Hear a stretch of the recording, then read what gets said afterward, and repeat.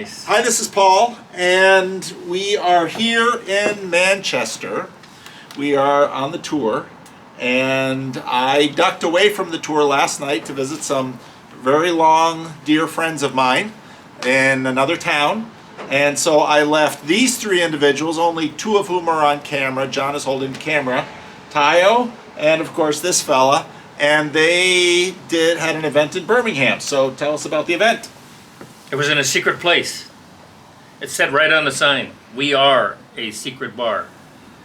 And then we get there, and it turns out to be this palatial, beautiful underground underground affair. And Tayo had made reservations there, and we even had a back room, so it was perfect in every way. Yeah. Well done. Thank you. Location was perfect. I think I didn't even know it was that good until I saw it a few hours before the event. So, thanks to my friends that recommended that location. But the event was amazing. It's the first estuary event of any kind in the UK. So everyone that was there was part of history, and I think it will be the first of many. Now, Tayo, you have been a part of the ElseNet, this guy's creation. Why don't you tell us why you? Now, some of you will recognize Tayo from the Club of Firsts. So Vixen Dixon is the queen, and many try to unseat her, and Tayo is usually right up there. So the undisputed king.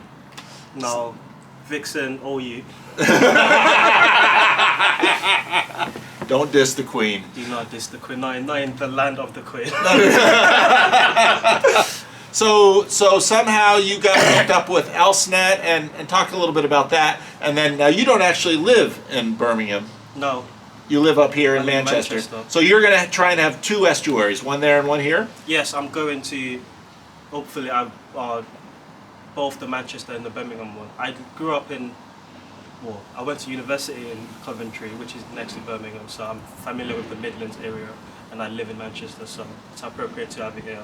And I'm very excited for the Birmingham one, especially because none of the people that I invited were able to make it the very last minute, but there were still good conversations. People that turned up really liked it, and they were all happy to give their details to be invited for the next one. And I'm excited for more people to experience that. Yeah, I've been Elson, yeah. Estuary Leadership Support Network. I DM'd Paul when after the conversation you two are talking about estuary and the idea of it, and it felt like a chance to be part of this cool little underground thing that's in this little corner of the internet that's going on, and I felt it was important.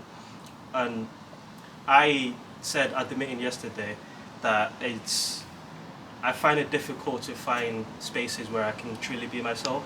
I can fit into almost any space without problem, but expressing all of my ideas without feeling judged I don't find those spaces often, and I do go to church, so that tells you everything you need to know about the state of the church. And you've always, your channel's always been some channel that says, okay, you can do all the thinking, talking thing, but do something about it. Take some action, do something about the things that you're thinking and talking about. And I felt it would be a missed opportunity if I didn't join Elson. It wasn't like I wanted, it was like, this is a great opportunity for the things that I need, and I felt compelled to do it. And I did. The first meeting I was in, met John, and instantly felt I knew this was the right place because the jokes were flying. There's always, even though it was online, there was a community feel to it, and that comes from conversations you've been having with the randos, and that thing just carries on through to Estuary. And I was really happy to see it in person last night, because I've been part of Elson, which was online, and it was people that were all familiar with your channel and the whole corner. But to see people in real life who have very little or no knowledge of you engage in the estuary protocol was really, really cool. Good. And you felt that the meeting went well last night? Totally. Yeah.